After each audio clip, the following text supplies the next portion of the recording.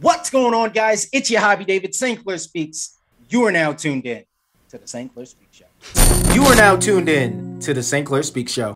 What's going on, guys? Welcome back to the St. Clair Speaks Show podcast. I'm your host, your hobby, St. Clair. Guys, we got another incredible guest. I am super excited to talk all things podcasting, brand marketing, and how to grow and launch your impact through podcasting. I want to welcome Corinna Bellizzi to the St. Clair Speaks Show. Corinna, please. Your resume and your background, it's just astonishing. I want you to kind of like dive into, yourself, your brand, your business. Give us a 3 to 5 minute introduction on who you are, what you do, the companies that you're working with, the companies that you actually impacted and changed, and how are you changing and impacting the podcasting community?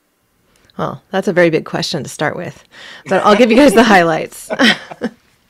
Okay, I was a hippie kid who grew up in Southern Oregon, turned anthropologist, archaeologist, who realized, oh my gosh, I'm never going to make a living at this. And so I fell in love with the natural products industry as a recent college grad. I started working to build brands and turning everything I'd learned along the way into basically a sales and marketing career. And so I worked with brands that were really focused on education-oriented sales, where you're selling on what your product actually does. You're educating the marketplace. You're creating a category. And so that started on the herbal extract side. I identified, you might have heard of this herb. It's called Horny goatweed, right? It was, for a blip of time, super popular, to the point where like Penthouse magazine was running ads on Get Your Goat with horny goatweed and things like that. And at the time I worked with an herbal extract manufacturer, but the herb itself wasn't doing super well. And so I had seen some research, and again, being a little bit of a nerd, right, where these biologists had called it horny goatweed specifically because they saw these goats living on mountaintops that were copulating more. They were having more sex, right? And so they're like, oh, horny goatweed. And it turns out it's a vasodilator. It works really well in your body to actually increase blood flow, which, guess what? Increased blood flow helps with things like erectile dysfunction.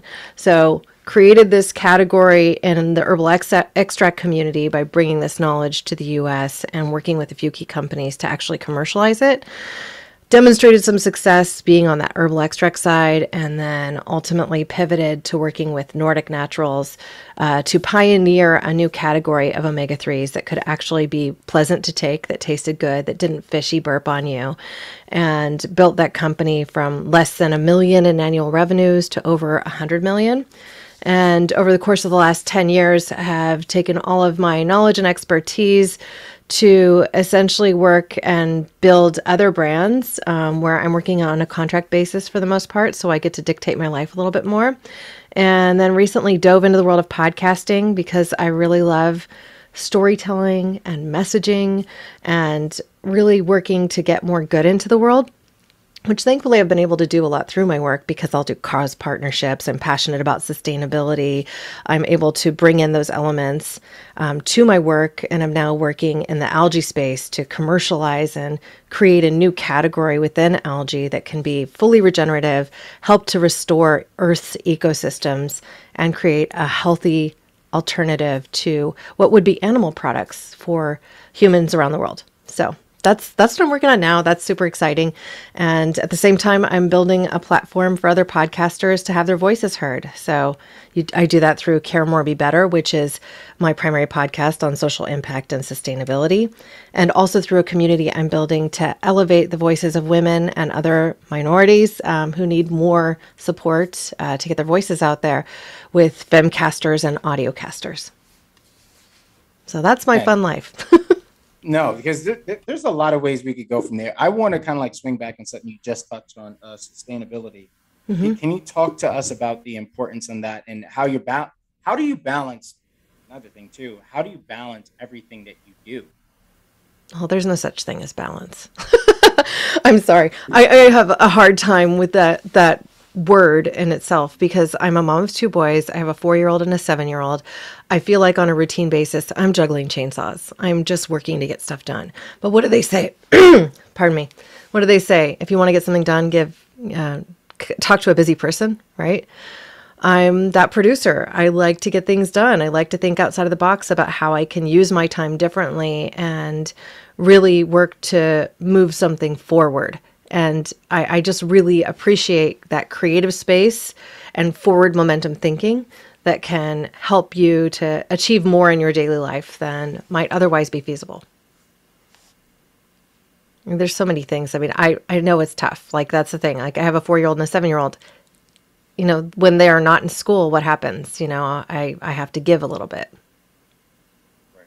No, there has to be some way of, like, I just said, there has to be some type of happy balance here. There has to be something that keeps you balanced, and I believe sometimes life forces that balance. Well, and you have your happy medium. Yeah, I have a belief that when you're inspired, when you're truly driven by something that gets your juices flowing, that you don't really, you don't get to the burnout. You don't get to feel like you're not leading a sustainable life because you're excited by your work. You're excited by what you're doing. You feel enthralled and alive. And that's how I feel about what I'm doing in podcasting and also what I'm doing in the world of algae. It's exciting. It gets me up in the morning with a spring in my step. Another reason why I told you I'm really excited for this interview, because I want to know why now? Why now the push for podcasting? Why now the push for storytelling? What are you seeing within the space that's inspiring you to take more action? Well, I've always been passionate about storytelling. I'm an avid reader, but I find that as a mom, I have less time to sit down and read. Like, reading is something that is a luxury to me that I don't have time to make for during my work days. I can go ahead and put some tunes on and listen to them while I am exercising, or I can listen to a podcast. And lately I've been really driven to listen to all sorts of podcasts because I just feel like I want to learn more about the human experience, about different areas of science and research. And there are so many out there that can help me gain a greater understanding and depth of knowledge. So that's what kind of drew me in to this whole perspective of podcasting. I had spent quite a bit of time in media, like interviewed on radio shows and TV shows too, to talk about omega-3s because I've spent 20 years working in omega-3s at this point. So some people would call me an expert in that. And, you know, I've read ridiculous numbers of research studies. So I can speak intelligently to the effects of omega-3s in the body, how they work and why they work. Even though I'm not a researcher or a medical doctor or a nutritionist. So. Number one, I love omega-3. You love omega-3s? I have personal training background, and the corporate gym I was working for at the time worked with .fit, NSF certified products. So they always had us pushing, all things .fit, of course, but omega-3 was always the go-to, always the go-to. You know why? I mean, the basics. I mean, it's just simply it helps your body return to homeostasis. So anytime you have an inflammatory event, and guess what? Exercise is kind of an inflammatory event. You stress your body, you're stressing your joints, you're stressing all sorts of body systems, and then you have to recover from it. Well, the omega-3s, they spur on these resolvins and protectins. Protectins protect your cells, just like it sounds. Resolvins resolve inflammation. And so it supports your body's return to homeostasis. We don't get enough omega-3s in our daily diet.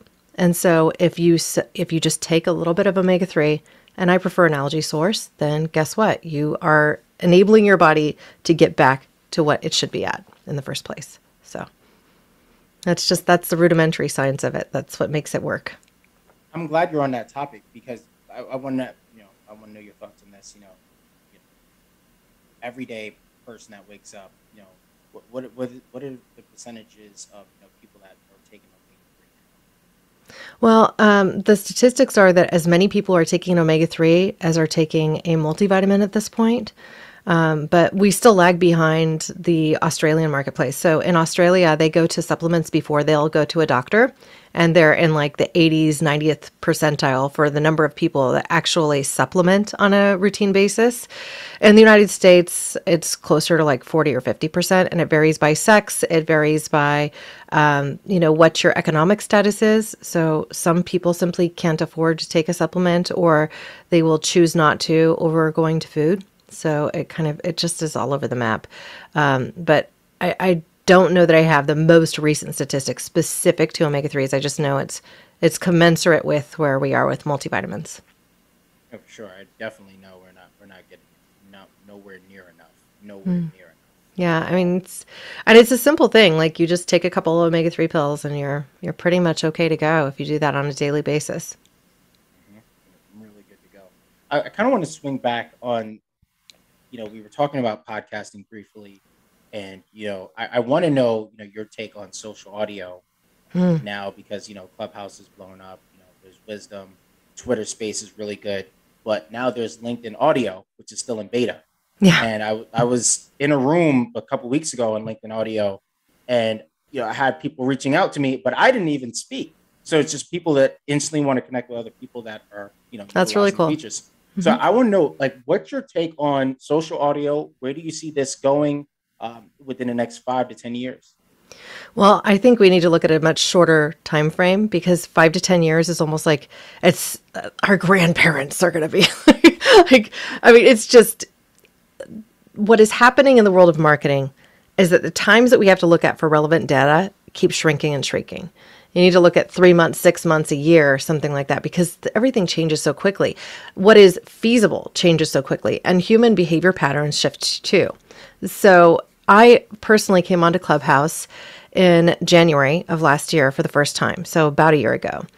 And it was as part of a university project of all things. I decided after 20 plus years of being an executive at that senior level to go back and get my MBA from Santa Clara University. So I'm in a class with a bunch of kids and we were talking about my podcast. We had a project in entrepreneurship and they essentially said, you're not on social audio, you're not on Clubhouse, you need to be on Clubhouse. These 20 somethings telling me I needed to, get woke here. I'm like, okay, cool. So how do I get on Clubhouse? They're like, well, you need an iPhone. I don't have an iPhone, right? I have an Android. I love my Android. I'm not giving up my Android. And so what we did in this simple project, we did a Zoom call. They put it on their phone, held it up to the speaker, and I talked to a room of people on Clubhouse about what they might want to hear about in social impact and sustainability as it was relevant to my podcast, right? And I got to connect with an incredible group of people. I decided to go out, get myself an iPad so that I could be on Clubhouse before it became available on Android, and spent the next few months on this super deep dive in the Clubhouse community and learned a lot. I actually met my business partner, Julie Loken, on Clubhouse. I've never met her in person. We started a podcast together called Femcasters. We actually interviewed Deo a couple weeks ago. She's the founder of the Wisdom app, and that episode is going to air on Femcasters next Monday. It's in editing now. So it's like we're just having conversations with people in social audio all the time. What I will say is Clubhouse has gone through an evolution, and it's obvious that it peaked last spring and early summer, and there are far fewer people on the platform now than there were then, which I think is directly related to our COVID lockdowns and where people are spending their time. There are now many more spaces available. You could go on Spotify and be in Green Room. You could go to the Wisdom app or to Twitter Spaces or to LinkedIn. I don't think any of them really knows where it's going to land. Facebook did attempt to launch their own social audio platform. I don't know how that's doing. I saw it as a blip in the screen, and it seems like nobody's really talking about it, like they've gone back to Clubhouse and Wisdom app. So that's where I'm spending my time now, those two spaces. Man, I love, number one, I love how you touched on Clubhouse and how you have a business partner and you built a really solid business relationship with someone you've never met and you hit it never off. physically met her in person. Right. That's true. See, and it's so funny, like this is something I hear all the time on Clubhouse because it happens a lot, the instant connections. And that's what made me kind of like fall in love with the app right off jump was the genuine connections, the access. I want to know your take on this too, since we're on the topic, holding events. I'm seeing people do these audio summits and also doing webinars. And as you know, with Clubhouse, they have the click the link feature. So you can kind of like click the link as the speaker's talking. And there are also podcasters that are just, having their previous recorded, episodes of content just playing in an open space in a room. Whoever pops up, just to get their brand out there. What do you like in terms of social audio, in terms of just brand marketing? Because I see it going in so many different directions, but there's also the reality of this shiny object syndrome. Yes. You know what I mean? And that happens with me a lot. So I'm trying to pinpoint where should I put more focus. And I know podcasting is for one going to be that main thing, but in terms of social audio and marketing. Well, I mean, social media in general, you could call social audio, social media in general can be a huge time suck. And so being really intentional about where you spend your time, I think is critically important, especially as a podcaster. You essentially are told, oh, well, you have to be on TikTok and Twitter and Facebook and Instagram and social audio and at the end of the day, it's not your job. You're probably not getting paid for it to work full time at that specific level. So is it really going to benefit you? What I've personally found is that I get a more engaged and honest relationship with listeners in social audio than on Instagram or any of those other spaces.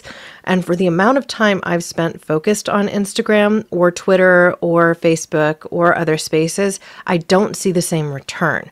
I see a stronger return in engagement when I'm on Clubhouse or other social audio apps. So I think that what happens is that you're having a more genuine connection with your audience in the spaces. They're getting to know you. They're getting to know your voice. And now the fact that they make them available for an extended period of time, like the Clubhouse sessions can be recorded. You could potentially repurpose them. You could use a tool like Club Deck to record your conversations, plug them into something like what I use, which is my Zoom PodTrack P4, right? Plugged into my computer, I get the audio from Clubhouse on one channel and then my audio on the other. I can edit it down and I can have a show from that if I want to with this same quality of audio on my end. Granted, what I'm getting from Clubhouse isn't going to be quite as good, but it's better than like just sitting there and trying to do it on your phone. So you can utilize these tools in a variety of ways. You can record really deep and meaningful conversations and then share them in another space later. So that's what I'm enjoying doing. What I will say too is I'm very intentional about my time on Clubhouse now. I only go on a few hours each week as opposed to what I was doing when I first started, which arguably was every waking hour for a while there, which I think is pretty much what happened with everybody. It was like called, I don't know, it should have been called like crack house, like just got addicted to it like crazy.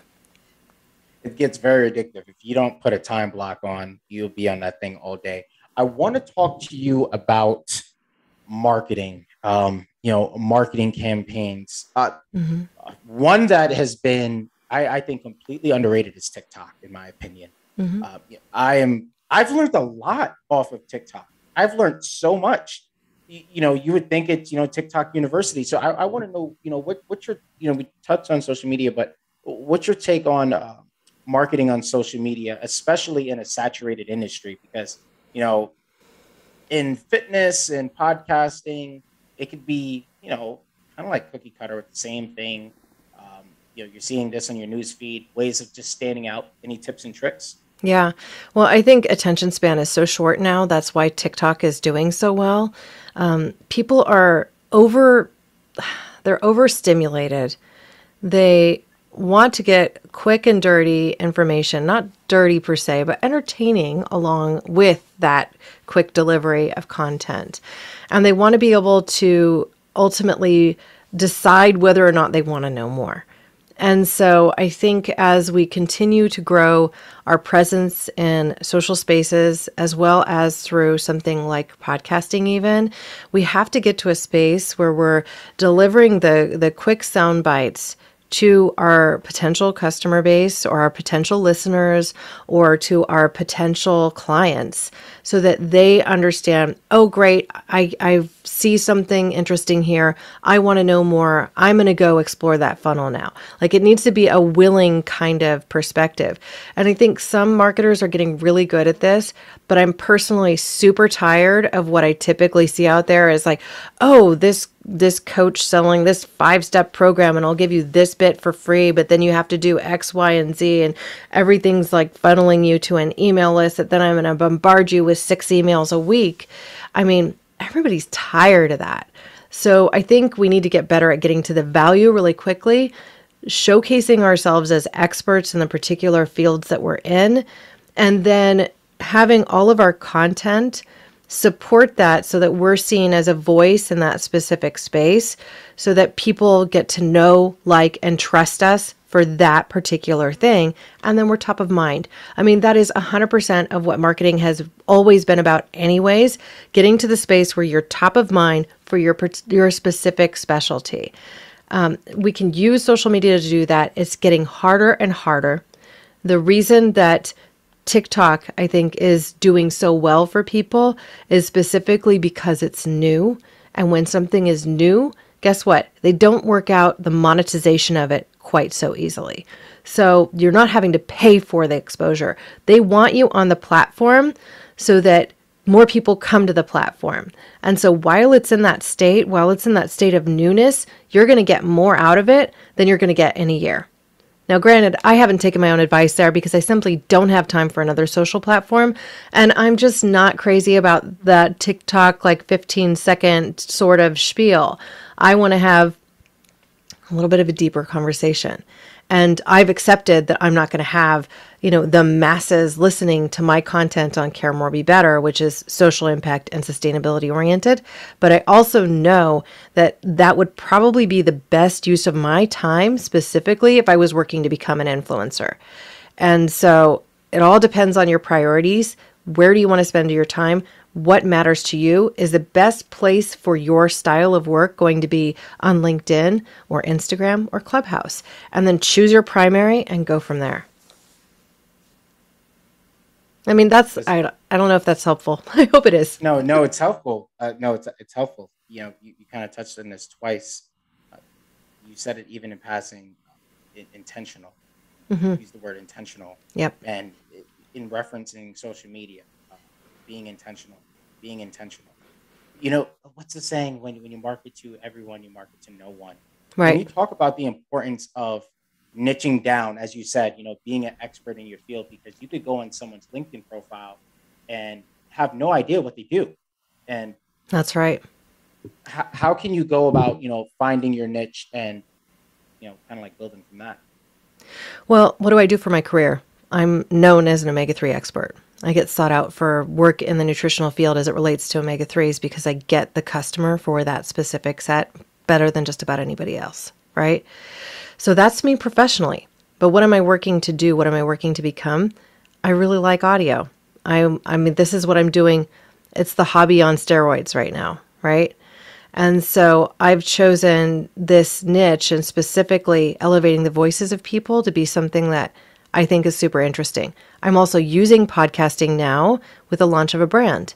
I'll be launching, I can't believe I'm saying this, but a 3rd podcast. This one will be supported by the brand I'm launching, specifically in the realm of nutrition and helping people understand how they can have better nutrition, both through supplementation, but also having meaningful conversations with doctors, researchers, and things like that to give people really valuable nuggets of intelligence. And so that all fits with my brand, right? I'm an omega-3 expert. I'm a communications expert. I can use these platforms to do that. And at a certain point, that might end up pivoting my expertise to something that's really more marketing specifically through podcasting. And maybe that will be my next career. Maybe it will just be a part of the whole. I do want to mention, though, that specifically when it comes to podcasting, there does not seem to be any niche too small. And I'm going to reference a podcast that I was just astounded even exists. So there's a couple, but one is it's called the Cloth Diaper Podcast. And all it's about is cloth diapering. And she gets, a few hundred downloads of every single episode all around the globe, just talking about cloth diapering every week. And so, there's another podcast that's all focused on Pez dispensers and people that are crazy about Pez dispensers. I happened to meet that individual when I went to She Podcast Live in October of this year. The fact that people are able to get together in person, I think we need to get back to that, thinking about how we have valuable in-person connections with people that are relevant to our spaces so that we can deepen our relationship and, really build our communities. But that's, I think, a different subject too. Jot that one down. Idea just spread it like wildfire. I want to kind of swing back. You touched on, launching a third podcast, literally sponsored under the brand, because of the brand. I want to talk about the power of branding. Can you touch on the importance of having a brand and really building a brand? Oh, yeah. Well, at this point, I think it's pretty clear to everybody that you need to have a personal brand as well as kind of a professional brand. And the two have really blended. If you spend any time on LinkedIn, you'll see this now. Like a few years ago, people didn't share much of their personal lives on LinkedIn at all. And now it's all over the place. I'm even seeing people post about surgeries, like heading in for a surgery, wish me luck. I'm like, this is something I never expected to see.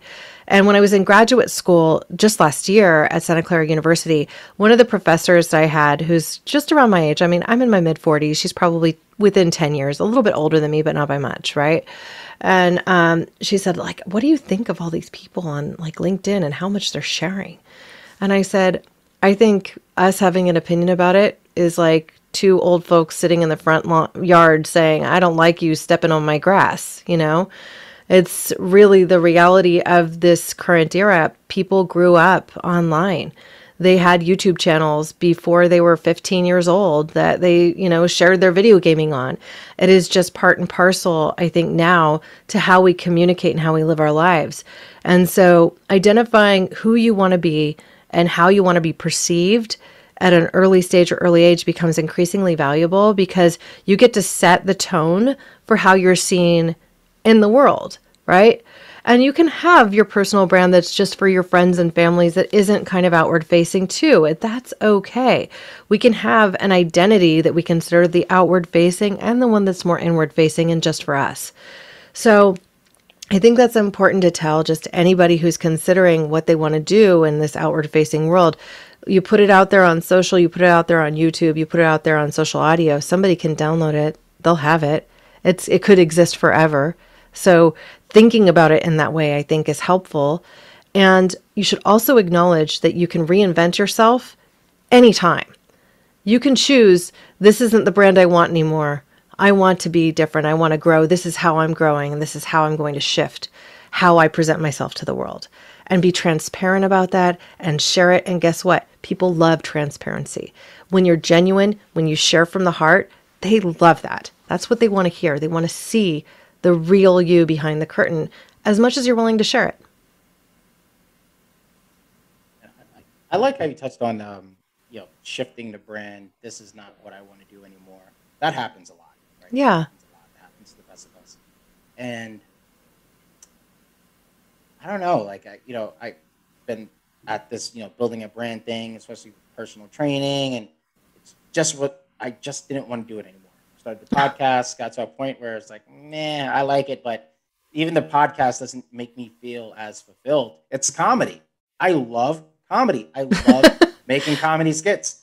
And you should get out there, get on stage, do some open mic nights. I so many different ideas on, what I could do, how I could do it, and incorporating the podcast show. And, I don't know. I'm at a point where I want to do things that bring me the most joy. I think life is too short for you not to do the things that bring you the most joy. I have so much fun making comedy. I enjoy conversations like this on a podcast. Don't get me wrong, but if I were to rank my niches. I don't know who I got that idea from, but someone said rank, your niches and rank the things you love. But comedy has always been number one because I know if I want to feel good, I want to get a good laugh. I might do something goofy. I don't know, but it raises my vibration. It makes me feel fulfilled. It makes me feel happy. Now, granted, if there's a check behind that, I'll be even more happier. But for me, I've learned, one, I'm not driven by money, but I'm driven by fulfillment, and finding that takes time. And I believe, through trials and tribulations, you're going to feel your way to fulfillment. Yeah. Well, you need to identify what your values are. Like, this is the first thing in branding. Step one is, what are your values? And that could be as simple as saying, what am I most passionate about? What drives me every single day to get out of bed? What puts that spring in my step? So then you start to define, do you value things like you really like to make people laugh? Is that it? Or is it just that you really like to laugh and so you appreciate this piece? So you identify where you want your values to be, and they can be aspirational. They don't have to be like, hey, I'm already doing this really well, right? And then from there, you go into building what would be your brand statement? What would be your goal? What things would support you really living these values?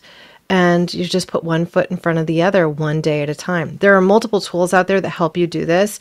Creating a value proposition with a simple structure can be helpful.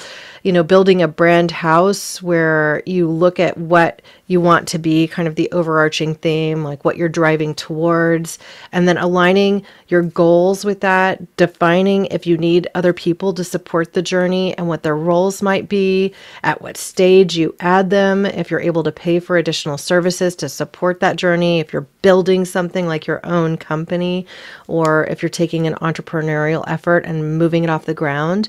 And if you have your values set, then you can define what are the key attributes of the people that you want to bring into this whole puzzle too, because if they don't embody those values, then it's going to be a struggle to build, because they just aren't going to see the same things the same way as you, and you'll be kind of rubbing in friction too much.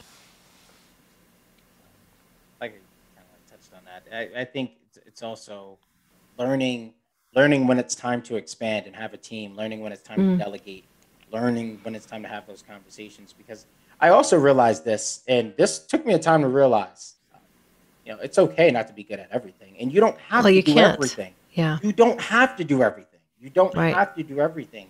And hiring or working with people who are more qualified in particular positions to elevate your position, it's kind of ideal. You're not going to go far. You're not going to go that far by yourself. Well, one of the key learnings I had early on in the business world was from my old boss at Nordic Naturals, U.R. Alpheim. And he said, I want to hire people that are better at doing the things I've been trying to do in each of these categories. And if I can continue to do that and even pay them more than I'm taking for this building phase, then guess what? I'm going to build something that really matters long term. And he was successful in doing that. He also leaned back a lot on Jim Collins' work, Good to Great. And that book, I think, should be in anybody's tool shed who's looking either at their personal development or developing a brand, because it helps you see things a little bit differently. What's good? How could I make it great? And, looking at what's working and what isn't working, and being really honest and clear with what's not working, and changing what isn't working into something that can work.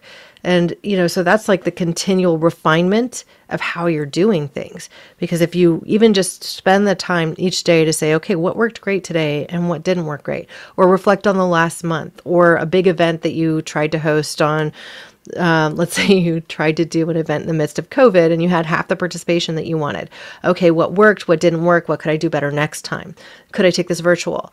Would going virtual have had the same impact? Maybe not. Maybe I got out of this event that I hosted that had half the participation that I wanted to, more valuable connections than I even anticipated, and perhaps it will even lead to something bigger. So you need to look for the silver lining at the same time, but just think critically about the work that you're doing and take that time in reflection. You can't understate that. It's so critical to building a brand. And especially when you're in pioneering phase, it can be tempting to add people early and sometimes too early. And it can also be tempting to add them really late because you're sitting there and, oh, I'm making good profits now, or I'm covering X, Y, and Z. And I don't want to make that investment yet because I can keep building. I can keep doing this.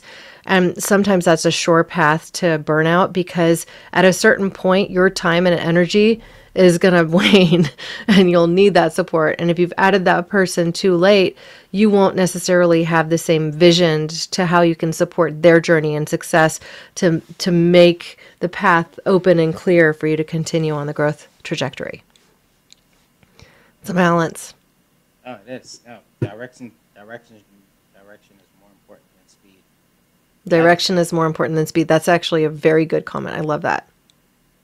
And you just touch a lot because knowing when it's a little too late, knowing when you're early, and I think that's the other part too. I think that falls in line with self-awareness. Yeah. Knowing where you are, being aware of where you are, being conscious of, okay, where's my brand, where's my business, where am I now, and I mean that's really I'm kind of like stuck on that because I'm like, man, was I early, was I late, or was I right on time?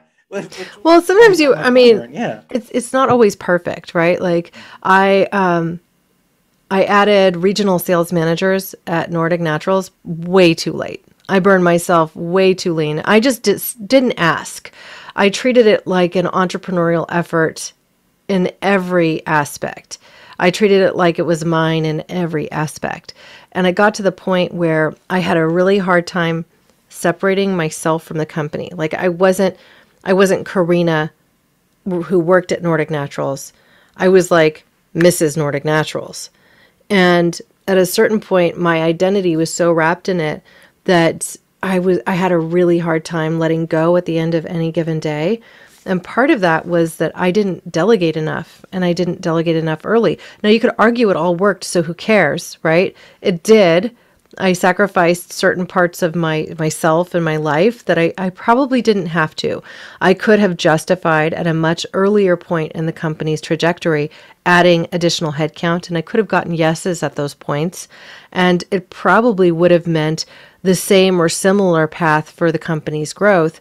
But I had this like, I don't know, a little bit of a fear of letting go of those responsibilities, fear of losing connection with my customer because I did almost all of the traveling with my brokers and sales reps around the country. And I valued that direct connection to my customer. And I think that, and every company faces that. Every company, you have to work really hard to hear feedback from your customer so that you can adjust your approaches to the marketplace so that you can keep on pace.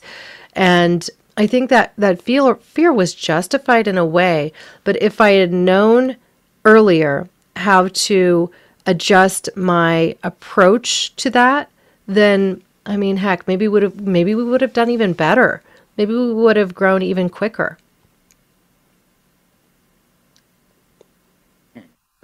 And I mean, I reflect on it all the time. I don't have all the answers. The value of the customer, the value of feedback is really, really strong. So you have to find ways to connect.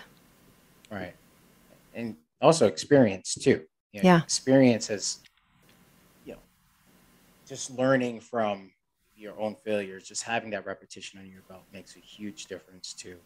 And as you said, that know, like, trust, kind of like you're breaking down that fourth wall from, that client relationship, and you're kind of like pulling them in. You're making them a part of your life. You're taking on the brand, you're taking on a responsibility, and it's not about an invoice, it's about the impact. That's right. I really like that. We touched on a lot, Corinna. We touched on a lot. For me, this was more like a coaching session. I really enjoyed. I will never call myself a coach, but I'm happy to offer mentorship to anybody. No, this was good because back to what I said about the whole shiny object syndrome. There is constantly something new being in front of us. Another way for us to get our message out there, to tell our story, to put our brand out there on Front Street, and we're getting pulled from so many different directions. And with what is it, Instagram with the monetization now, and Facebook's pushing that, and just so many different ways to elevate what you're doing now, and just finding what works, just finding that niche, finding what works for you. I know we're in closing of this episode, but what would you say is the key takeaway message you want listeners to take away from this episode? Because we touched on a lot of stuff. Well, I have a key message for you specifically, and that is I think that using your voice is critically important in this age, and finding the best method for you to have your voice heard should be all of our quest in a way. Each of our voices matters. And I love that you're producing this podcast. I think you produce a really good quality podcast, and that I would just encourage you to keep going. And whether that becomes like a podcast that eventually is in the comedy space, or maybe you even have an offshoot. Like I have now one that focuses on elevating the voices of women, right? And then I will have one that focuses on nutrition to support my work life. But I'm working to get my voice out there in a way that I think will impact other people's lives, inspire them to live and do better, and ultimately be more satisfied with their everyday. So I think that finding your voice, finding what makes you uniquely you, and not being afraid to put it out into the world, that is what I would hope for everyone listening to this podcast, because each of us has value. Whether we be tall, short, skinny, fat, black, white, old, young, we all count. And being able to use our voices in this variety of ways that we have at our grasp today, it's a monumental time to be alive. And I really want for all of us to feel like we have the power to be heard. Oh, definitely. Oh, man, I love that, man. No one could tell your story better than you. Oh, man. That's right. And hey, if you want to launch a podcast, I'm always here to help. That's one thing that we're working to do now through femcasters and audiocasters. Julie and I are helping people refine their message and get their word out there, and do it on a shoestring without spending a ton of money. So if anybody's interested, they can connect with me, and they can go to femcasters.com. We have a community we're running there too, and we have mancasters too, and they casters and them casters. So it's not just women, but it's a supportive community of podcasters, and I'd love to see people in there.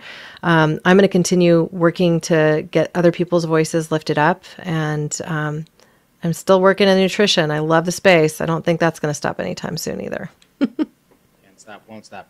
Corinna, shout out your website and your social media. Where can we find you and catch up?